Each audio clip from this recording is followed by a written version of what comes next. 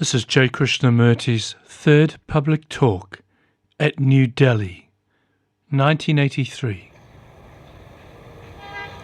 May we go on with what we were talking about last Monday.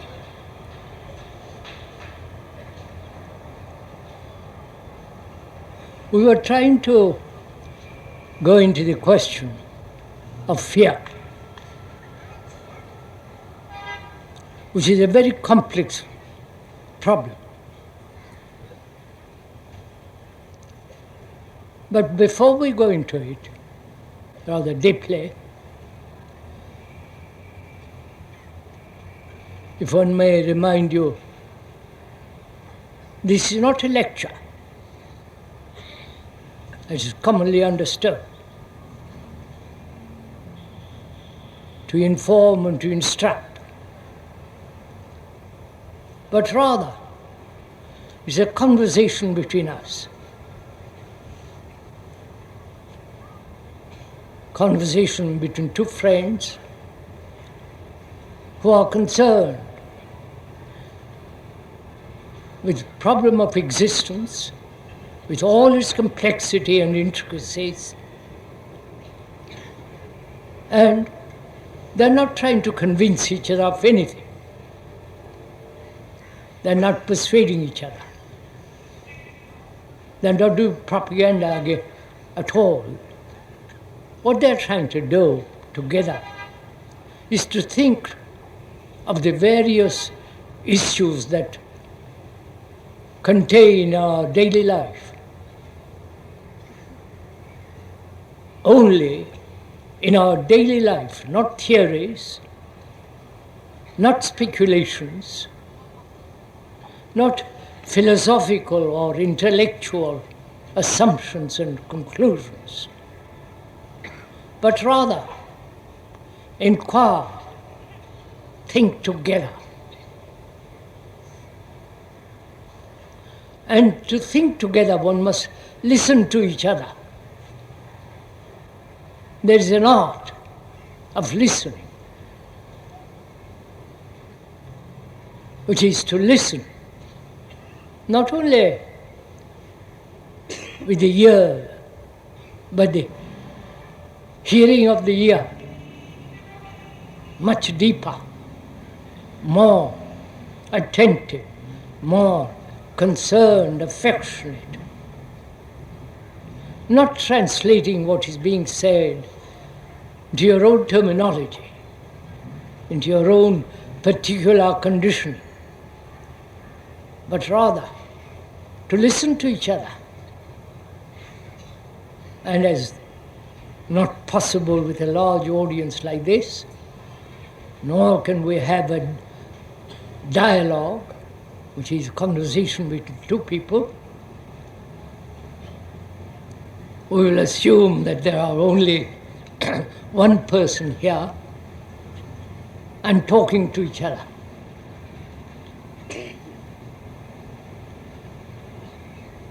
We were saying the other day, weren't we, that relationship is of enormous importance, because all life is based on the relationship.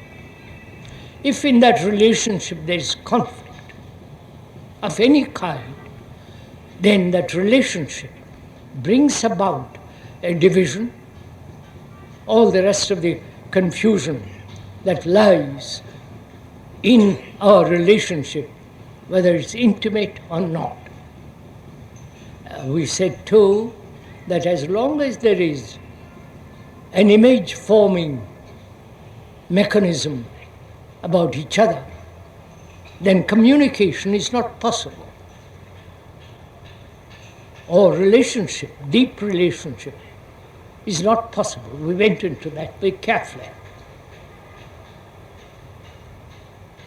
And so please, we are thinking together, if that's possible, because most of us are so obstinate, so definite in our opinions, in our convictions, in our conclusions, in our ideals, in our own importance. So we hardly listen to each other or think together. Perhaps it may be possible this evening to think together. Not about something. That's fairly easy. If you are a businessman, you would think together about doing somebody in the eye, and so on, or gaining money, planning for it. Then you cooperate. But here, thinking together means not about something. The capacity, the urge to cooperate in thinking.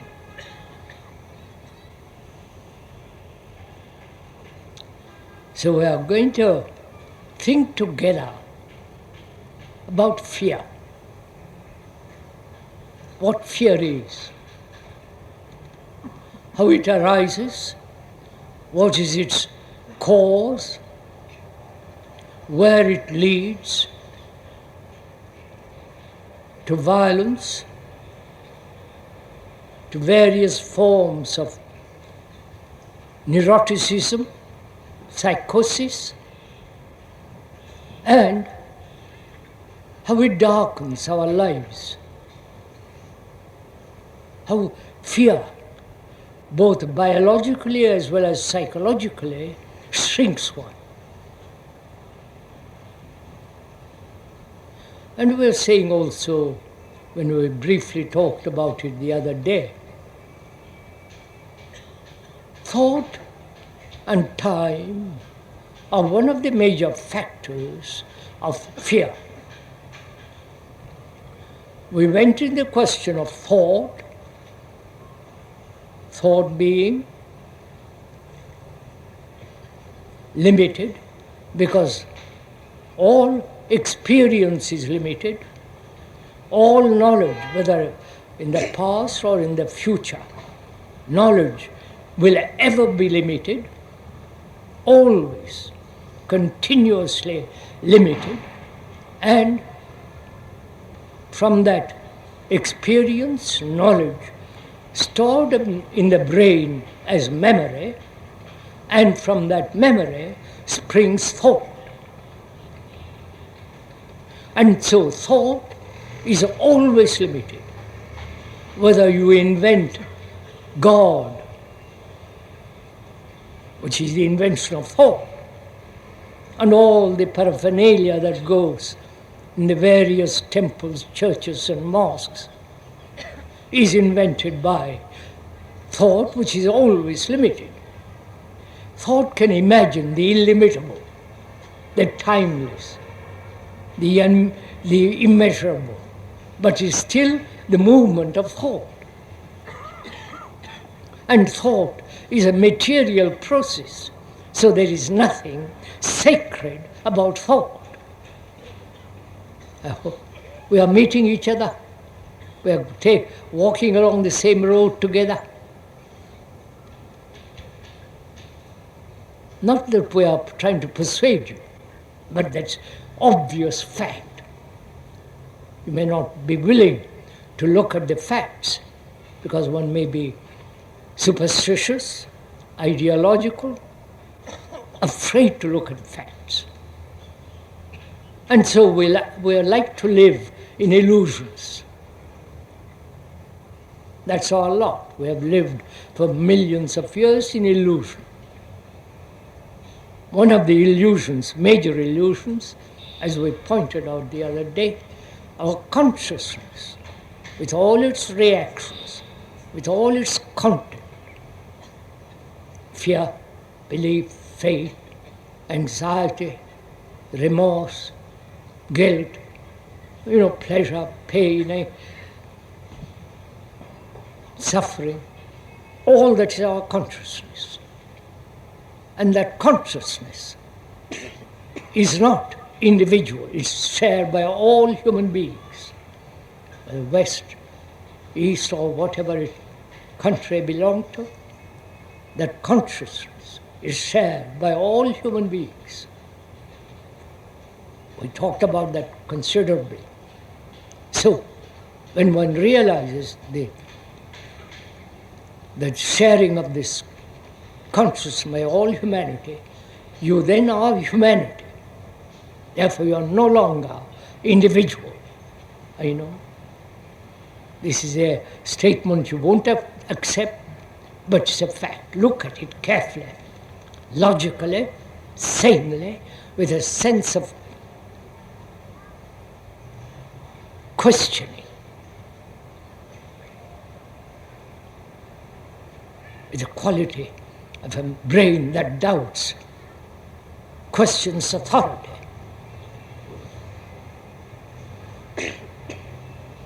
And when you begin to investigate not others, but inquire into your own thoughts, actions, and responses, your fears, your anxieties, then you will discover for yourself that all human beings, whether they are in the totalitarian governments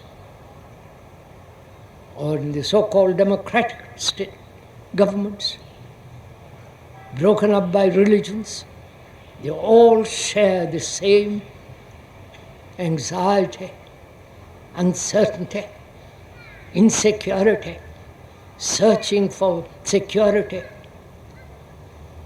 So we share this enormous burden.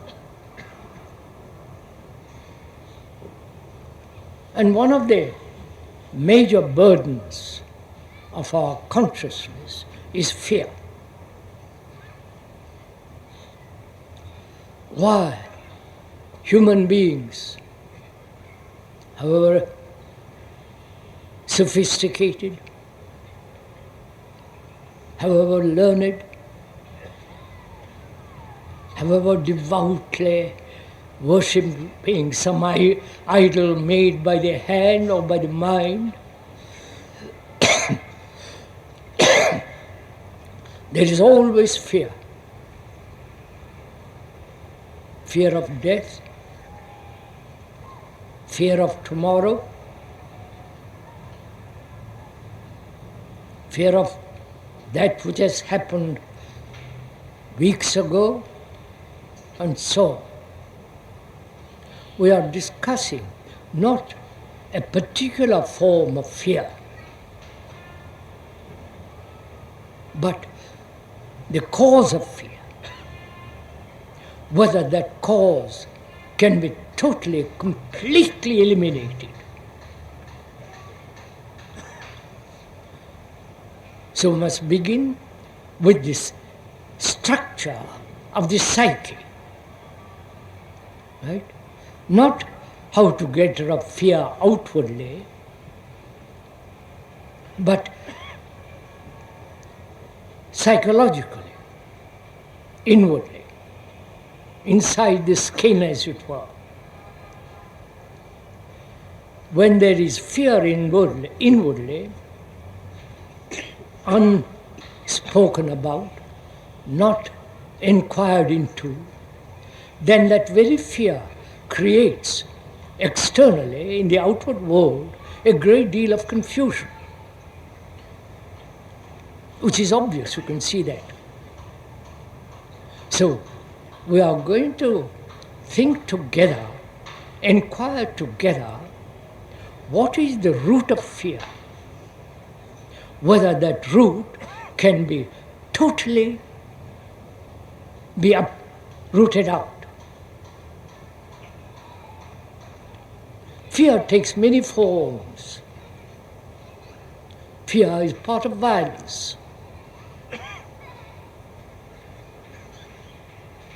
Violence is a very complex affair. Aggression,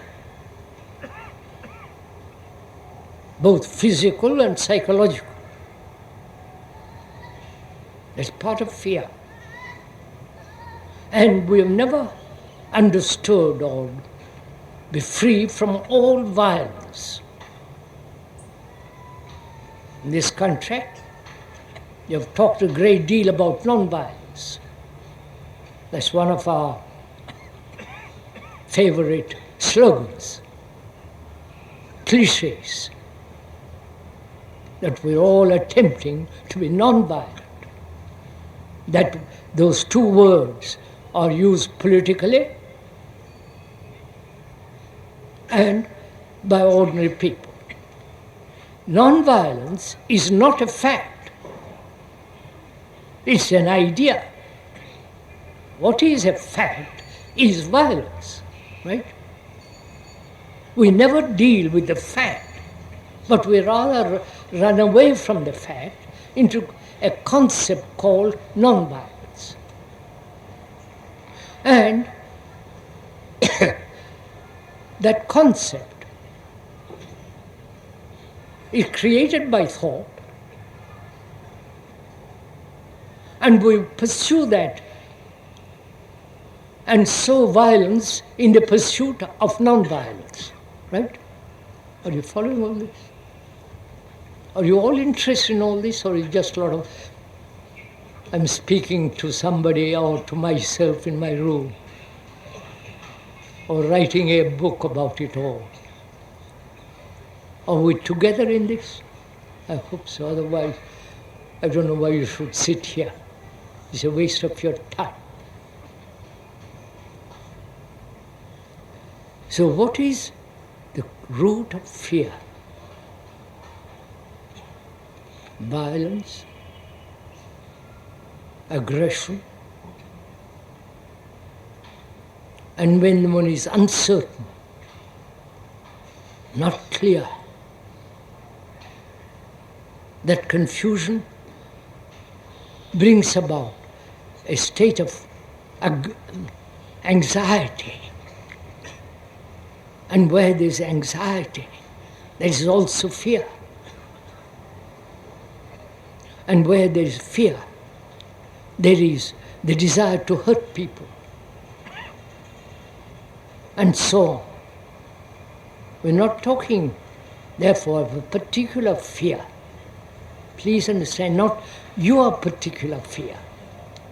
You may be afraid of your wife, or your husband,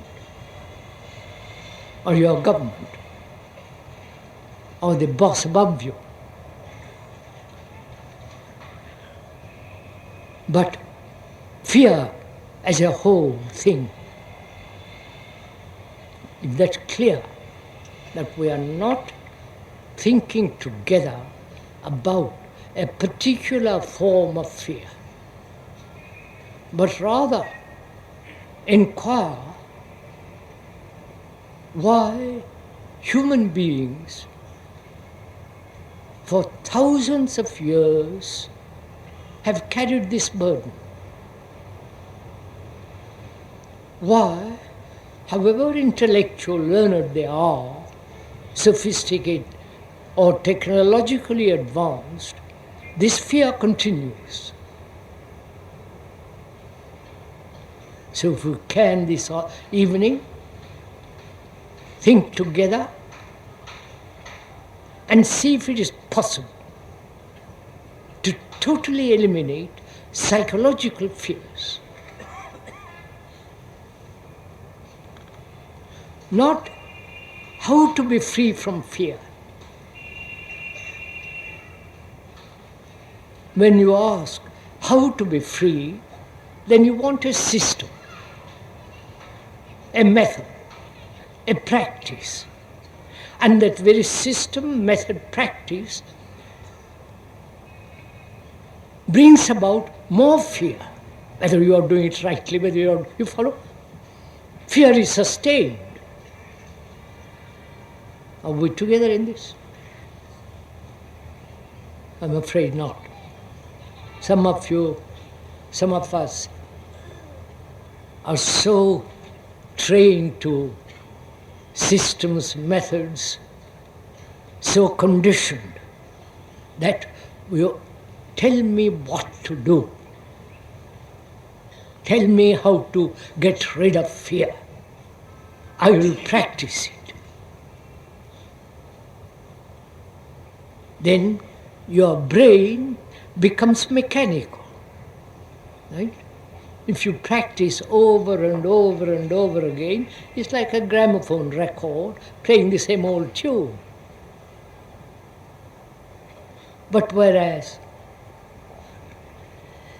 if we both of us want to go into this question very deeply and inquire, not how, inquire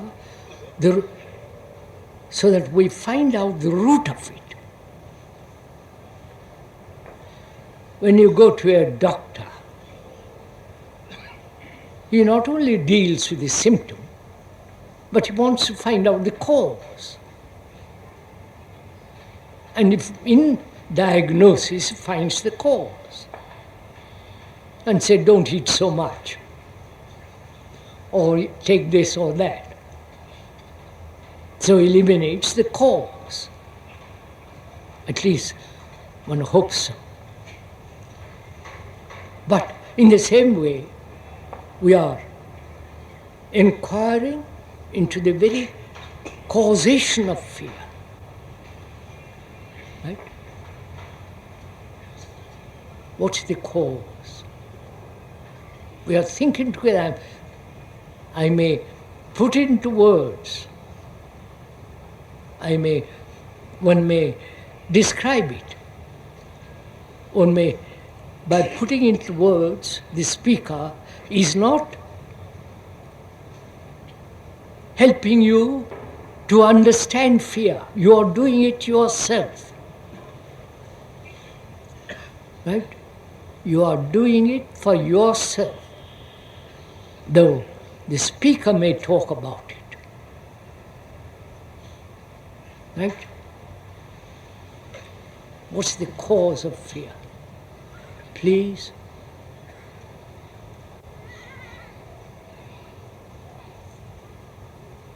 If you find it, act. Don't carry on with fear. What's the cause of it? Is it thought? Is it time? Thought.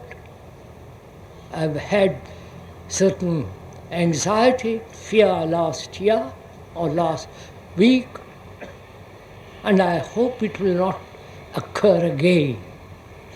Follow? Fear has a continuity, right? Clear? Fear has a continuity, duration, and that continuity implies time. So thought, time is the root of fear.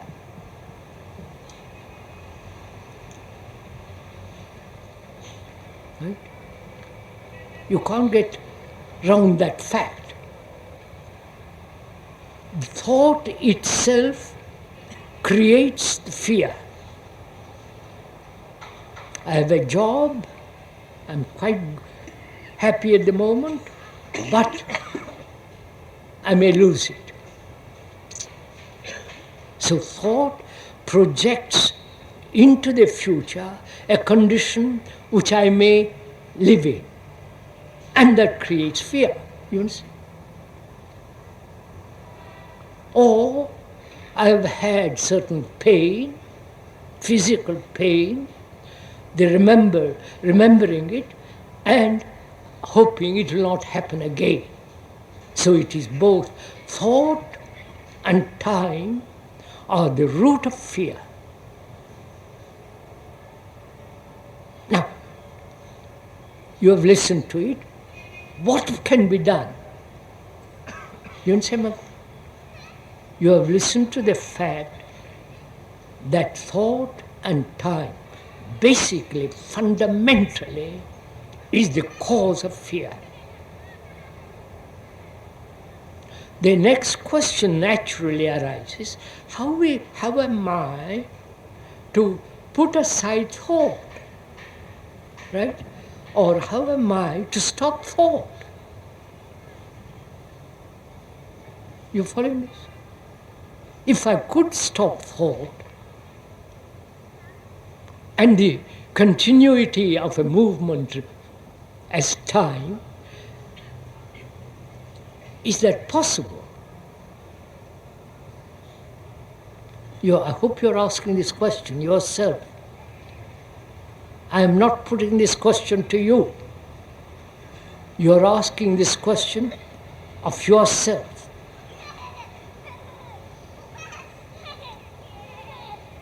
One sees the truth that thought, time are the essence of fear.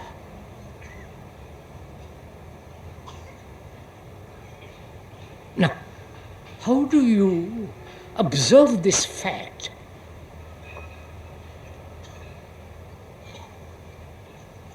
That thought and time are the causation of fear. How do you look at it or receive it or approach the question? You understand my? How do you, I must repeat this, how do you, when you listen to this fact, what's your response to it? Actual response, not calculated response. You naturally say, you're stuck, right? You're stuck in that position. And if you ask how, again, the reply is mechanical. So you're also stuck there. You're blocked, right? Are you? Being held by a fact.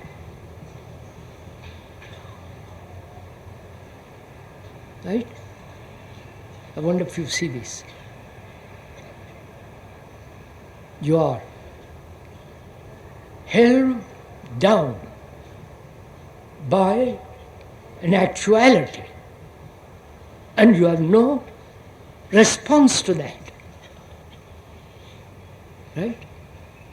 If you are quite honest with oneself, you see this truth, and you know you can't do anything. Right? That is, you have, for the first time in your life, you have said, I can't do anything. Right? Before, you've always done something. I wonder if you always acted on fear. I must control it. I must suppress it. There is a rationalization of fear, and so on. There is always you took action about it. Now you can't. Right?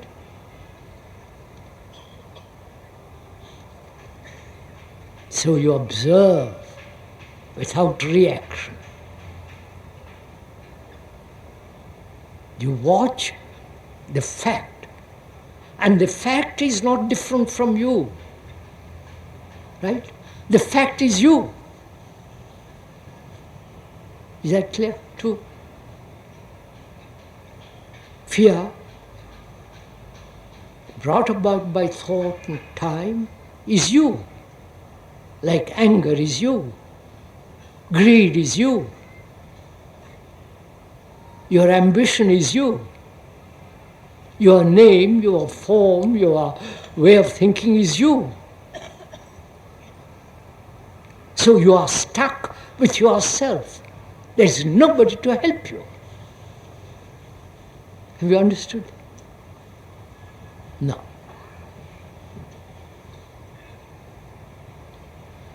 Nobody to help you to be free of fear.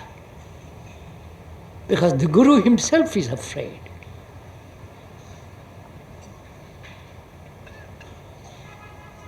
He wants to reach some other state, and all the rest of the nonsense. So you are for the first time in a position, in a situation where there is nobody can help you. No God, no angels, no government, no savior. Then what happens to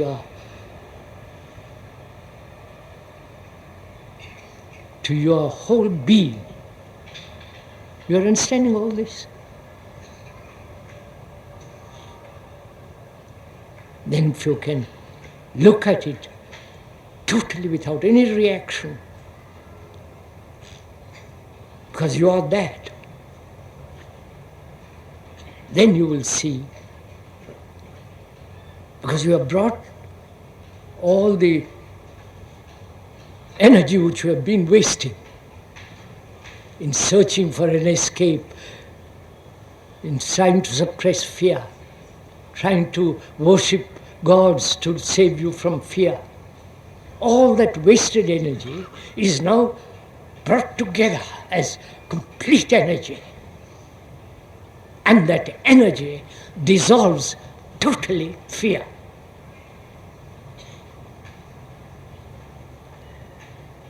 Right?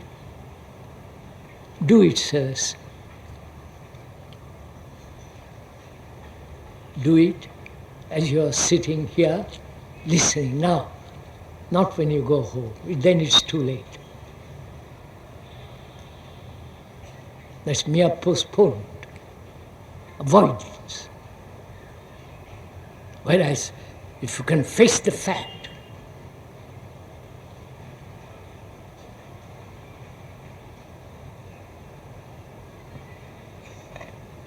then you'll always be dealing with facts.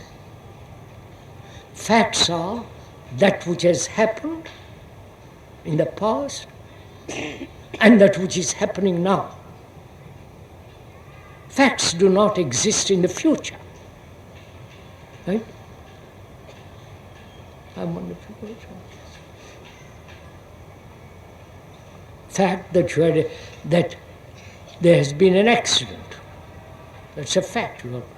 I was caught last year in a car accident. I was not, but suppose I am. And that's a fact. And it's a fact now that I'm sitting here talking, and so on. So, if when to always live with facts, not with opinions, not with conclusions, not with ideals, but actually that you're angry, that you're greedy, that you're ambitious, you're violent. That very act of living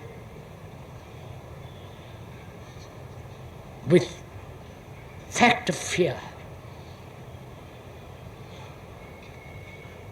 because that fact demands your total attention. And where there is total attention, which is bringing all your energy, it's like throwing bright light on an object. Then you see things clearly, and therefore totally free from fear. To the speaker, this is a fact, psychologically. You may not believe it, I don't care. But the fact is, when there is freedom from this fear, then only there is love.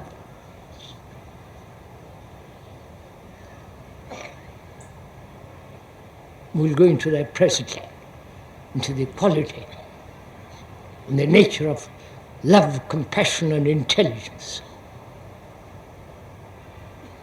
But one cannot come to it where fear exists. And also, we should consider why human beings throughout the world are pursuing everlastingly pleasure. Aren't you? Sexual pleasure, pleasure of achieving, pleasure of power, pleasure of possession, pleasure of being somebody. Right? This has been the pursuit of man. Power, money, success.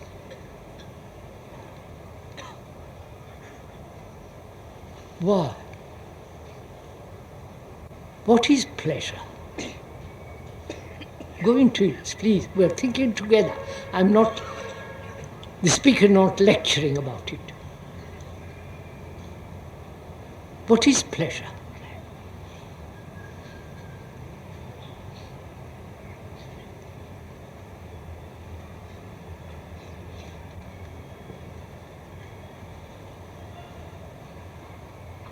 To achieve a success, to become successful. Not only in this ugly world. The world is very beautiful, but we have made it ugly. Not only be successful in this world, but also to be successful in the other world. It's the same movement. They're not two different things. You see? We have divided this. That's one of our peculiarities of thought, to divide. To divide the world, materialistic world, and the so-called spiritual world. In the spiritual world, if I may use that time-worn word, spiritual, if I may use that, I don't personally, the speaker doesn't like that word, but we'll use it. In this spiritual world, there is tremendous pleasure in achieving. I am this today, but I will be tomorrow that.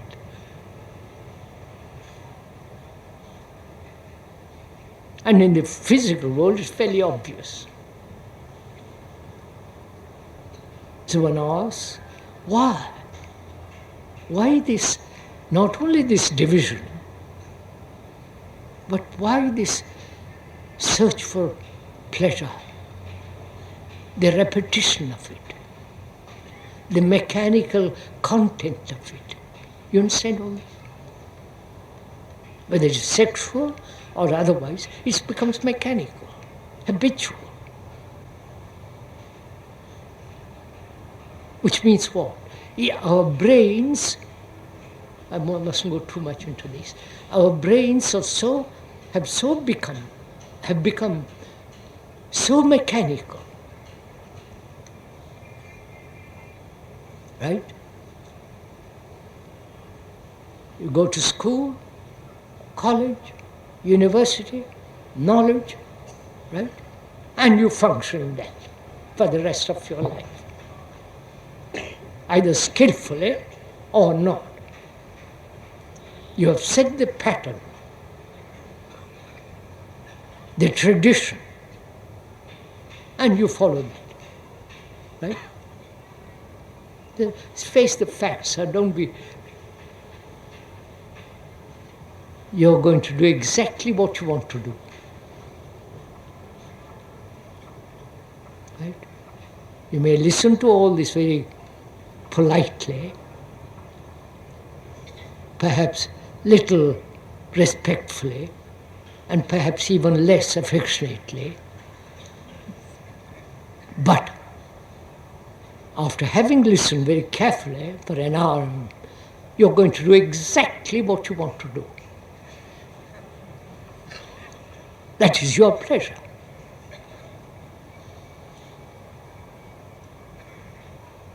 And why have human beings who are so extraordinarily clever, inventive, open, in one direction, technological world, and why they are so caught in this narrow pleasure, the routine of it? Is it still thought? Is it still time? So, thought is both the creator of fear and the continuity of pleasure, right? I wonder if you see this. That's a fact. So we ask next question. Is love pleasure?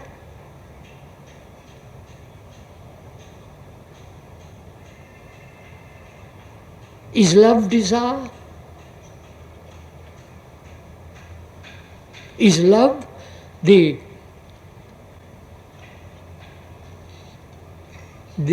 instrument of thought? Please, we're asking this. You are asking this question, not me, not the speaker.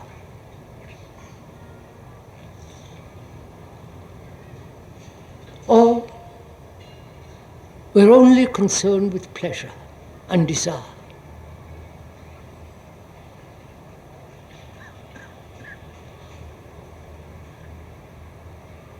So we have to inquire, if you're not too tired,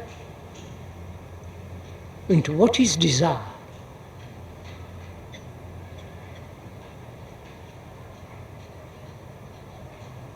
We have inquired into fear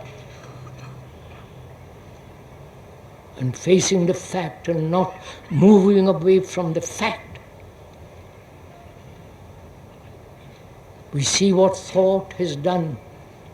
Time and thought brought about fear, brought the continuity of demand for pleasure. And we're asking, is love part of thought?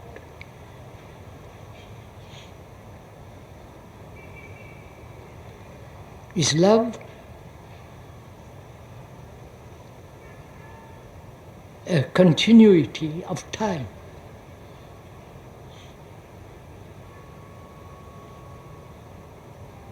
Right? So we are going to find out together if it is possible to understand, not intellectually or sentimentally, emotionally, because emotion is very limited, narrow, restricted, like sentimentality. Sentimentality and romanticism breed violence. Right? Have you gone it? No, I won't go into all that. No, it's no time. So what is love?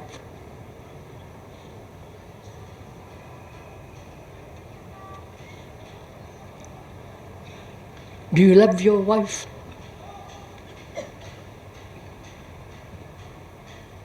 Do you love your husband? Do you love your children? Love. If you love your children, really love them with your heart, there'd be no wars. Right?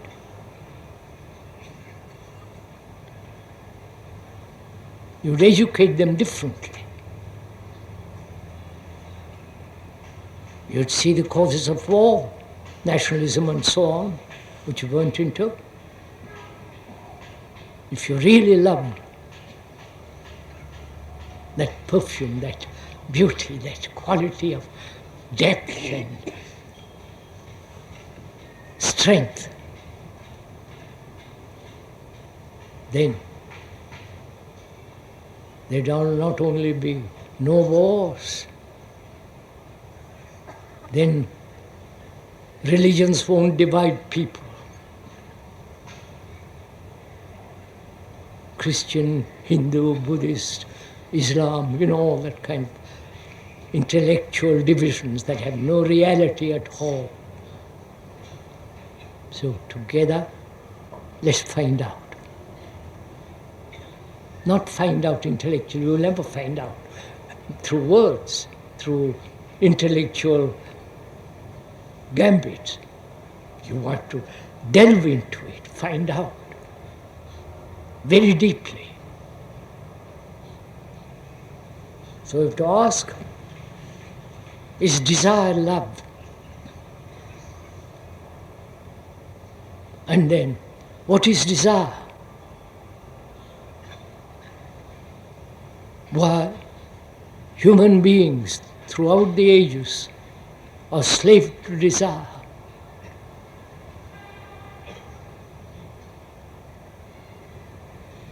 They suppress it. They dedicate their desire to God. They become monks, sannyasis, so as to suppress. Don't look at a woman. And if you are a nun, don't look at man. Right? So, desire has been trampled upon, controlled, suppressed, rationalized, transmuted to some higher purpose, to service of mankind, to social service, all that bilge. Sorry to use that word. All that nonsense, because they have not understood the depth of that word desire.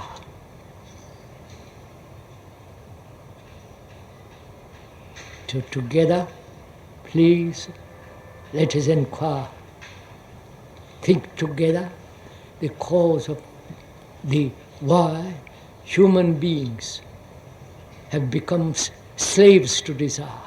We are not against desire. We are not saying suppress it, do something with it. We are inquiring into the nature of desire, the structure of it, the origin of it, right?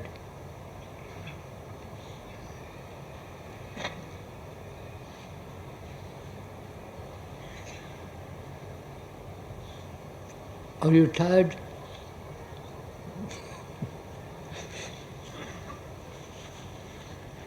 Of course, you will say no.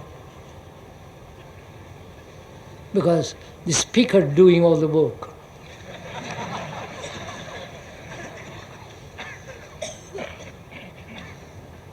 If you actually applied your brain to find out.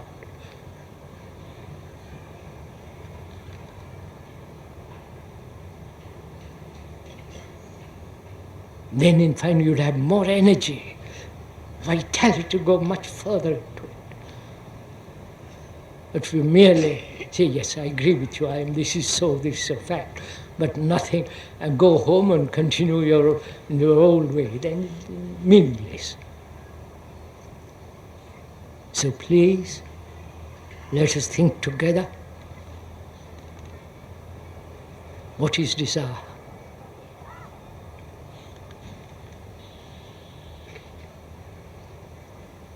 Not how to suppress it or act upon desire, but what is the origin of it? What's the beginning of it? Shall we do that?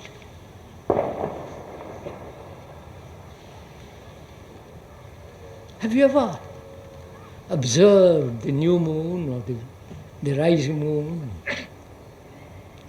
with all your senses?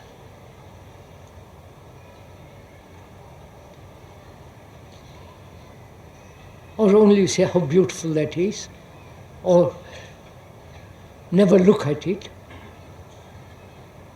Have you ever seen something with all your senses awakened? Perhaps not. But if you have, in that activity, when all the senses are fully in action, there is no center as the me. Right? Now you don't understand all this. So senses are important, right? Unless you are totally paralyzed, I hope you're not, your senses are in action. When you eat, when you drink, when you sex, your senses are functioning. But they're never functioning as a whole, right? They're functioning partially. So the sensory responses are very important.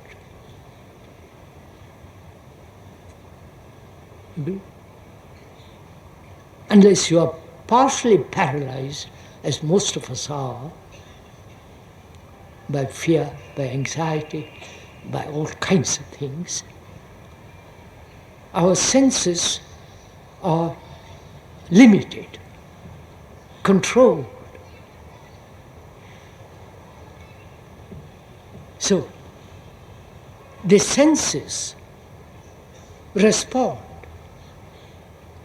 right? The sense of seeing a car, a woman, a mountain, a tree, there is a response. There is sensation, right? There is contact. The seeing, contact, sensation, right? That's normal, right? We agree. Are we together in that?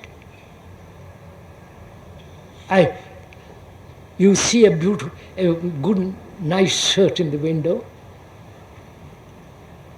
You go into the shop, touch the material, and you have a sensation, right? Then what happens? This is important to find out.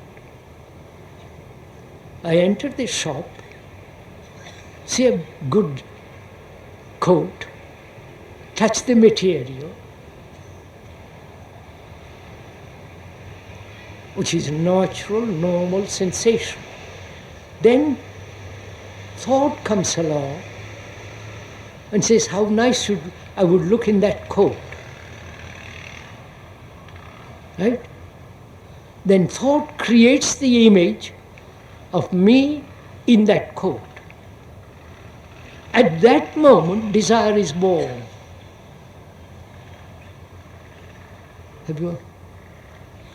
You understand what I say? That is, seeing a nice car with new, beautiful lines, highly polished, not the Indian cars. Forgive me. Highly polished, with the latest model. Can go very fast and control safety and all the rest of it. You see it, you put your hand on it, see how highly polished it is, metallic polish, and thought comes and says, by Jove, how nice it would be to get in that car and drive. When thought uses sensation with its image, at that moment desire is born. Clear? No, clear in the sense, see it for yourself, not the explanation the speaker is making.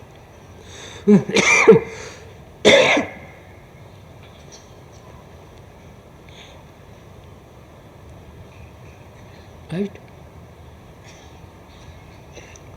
So the origin of desire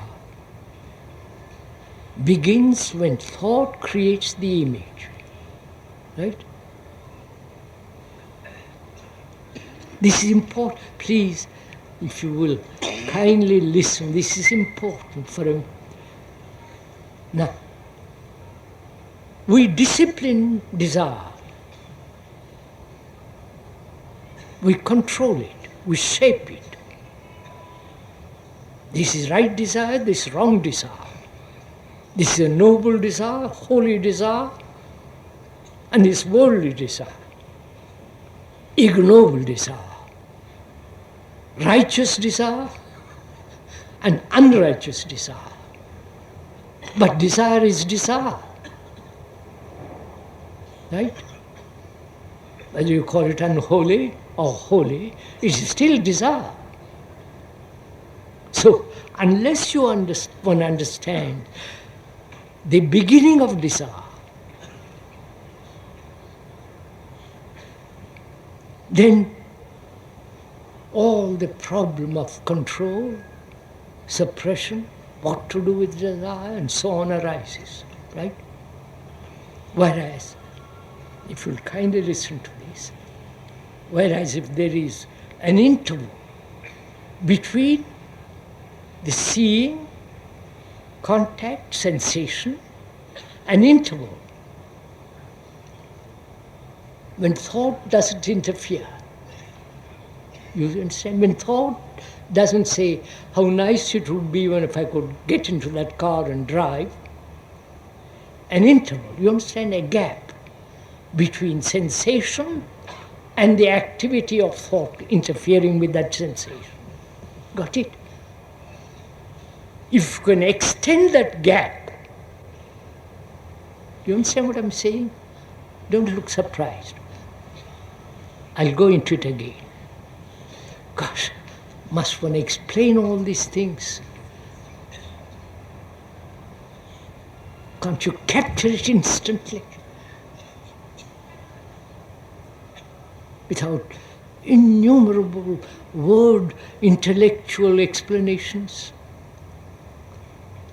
Apparently you can't, so when I have to go into it.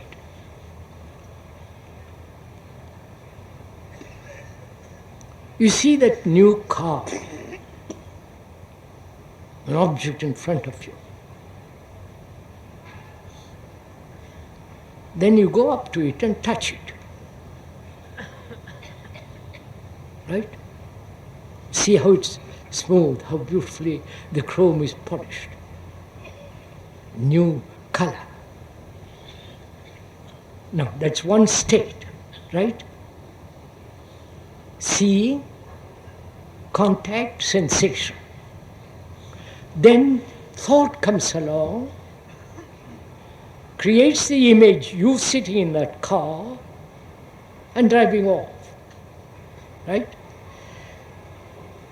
At that moment, when the thought creates the image, at that second, desire is born, right? See the fact, question the fact, doubt the fact, find out if this is true or not.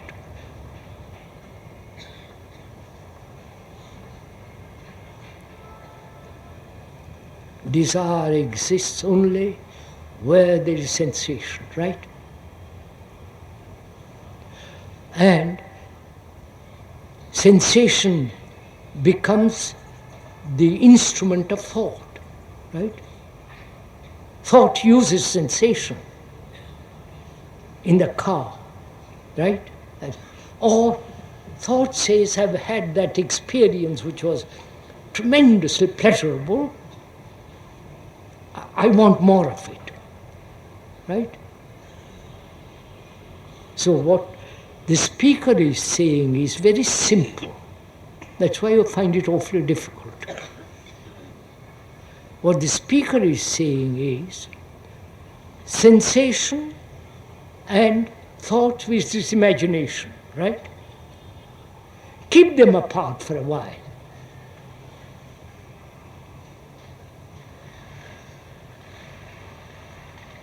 You understand? You look at the car, all the attraction, the sensation, And let there be an interval, a hiatus between thought and sensation, right? Not immediately act. Act either physically or act intellectually. Do you understand what I'm saying? That means a sense of detachment, a sense of observation in which there is certain quality of observation in which there is no attachment. You understand? Oh, I can't put it 10 different ways. So we are asking, is desire love?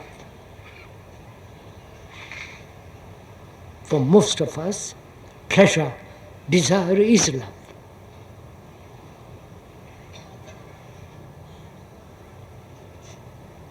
Don't get bored. Don't yawn at this moment, because it's a rather unpleasant moment for you.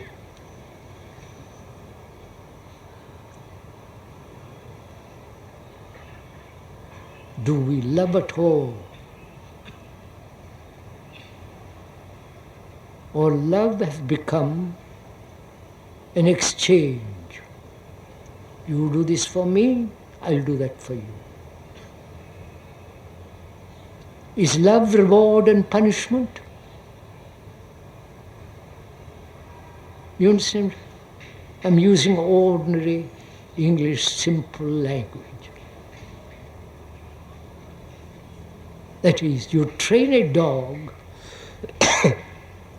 by rewarding him, right? And punish him when he doesn't do it. You must have dogs, you must have observed dogs, or you have your own dog. If you are training a dog, you reward to heel and then you pat him,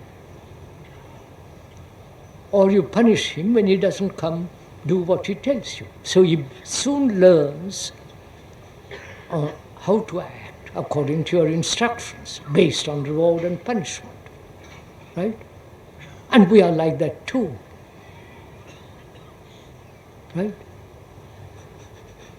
I'll do this if you give me that. That which is more pleasurable, I'll do it. If it hurts me, I won't do it. It's the same principle. You understand? So I'm asking, is love a reward and punishment business?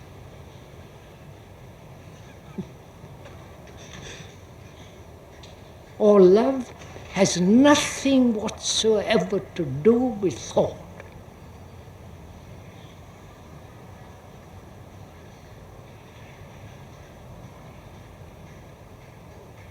If one has a wife, or a husband, or a girlfriend, which is the modern tradition,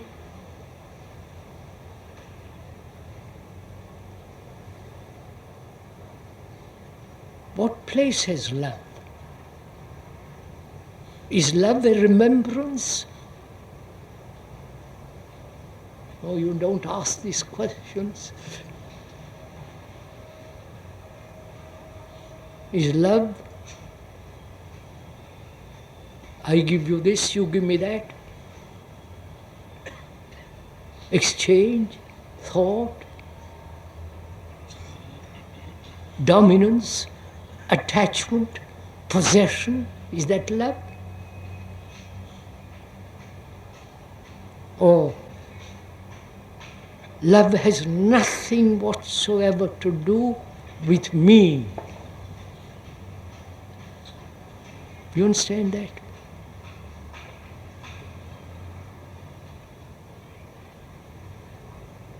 In love there is no me.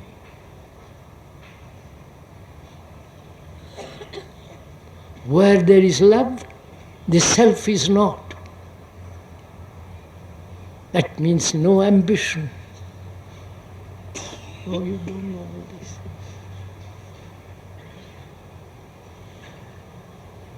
How can an ambitious man love? How can a man who is pursuing power, either politically, religiously, or the power over a person, how can he love? Do you understand all this? Don't say no. You cannot, but you're caught in that position. You don't see power in any form. Political power, religious power, the power of a book, the power of a guru, the power of a leader is ugly, evil, brutal, evil. You don't see that. We worship power. Don't you? That's why the capital exists. Well, all the politicians flower.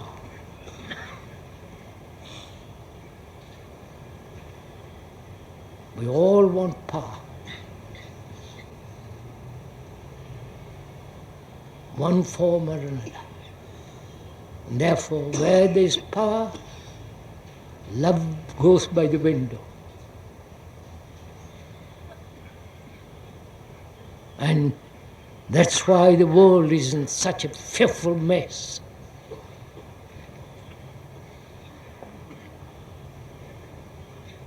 And love has its own intelligence. And where there is love, that intelligence acts, which is not the intelligence of thought, not the intelligence of calculation, of remembrances, rewards.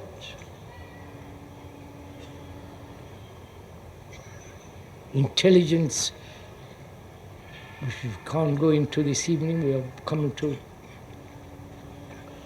time. Intelligence is not the instrument of thought. So one has to inquire into what is intelligence.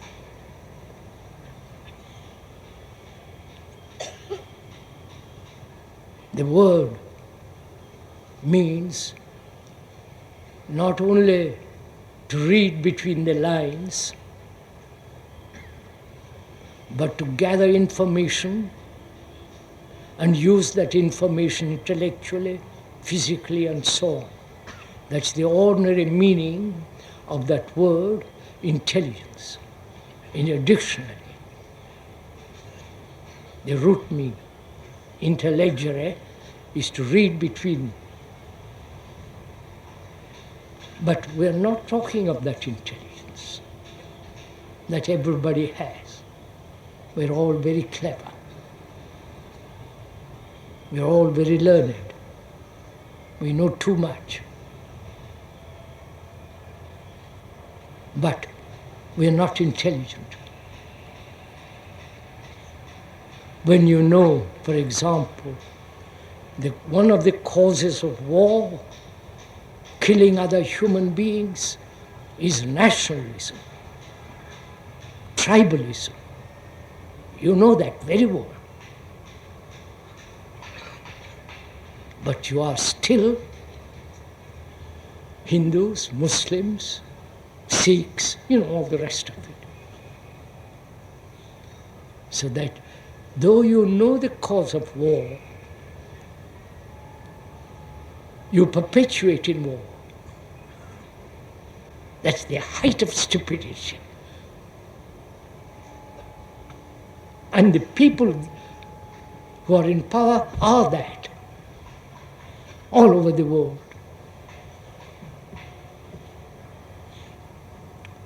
So, my friends, you have heard, and if you have listened carefully with each other, which means listening to yourself, not to the speaker. If you have listened to yourself, it is only a mirror in which you see yourself as you are. If you see yourself as you are, then you can throw away the mirror, break it. The mirror is not important. It has no value. What has value is that you see clearly in that mirror yourself as you are. One's pettiness, one's narrowness, one's brutality, the anxiety, the fears, all the rest of it. Then when you begin to understand yourself, then you go profoundly into something that's beyond all measure. But you must take the first step. And to take that first step, nobody is going to help you.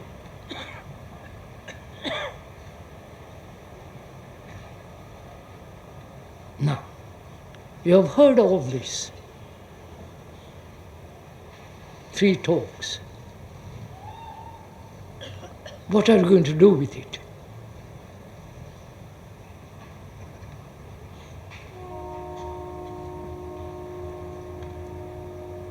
Just carry on the same old way, follow the same old pattern.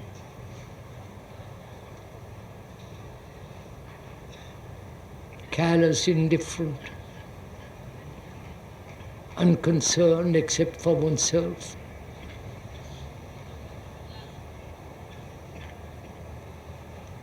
And the brutality of the world which we have created, because we have also very brutal people. So please, let us think together, consider together, and face the facts, not run away from facts. Then the doors open to clarity. Then you abolish altogether confusion. You think clearly, objectively, and see its limitation. And when you see its limitation, then you're asking, looking, or trying to discover a new instrument, which is not thought, which we'll go into tomorrow, if there is time. We're going to have to discuss, talk over together the question of death, which is very complex, the question of what is a religious mind, what is religion, what is meditation, if there is something really sacred, holy, which is not touched by thought. We'll consider all this if we have time tomorrow.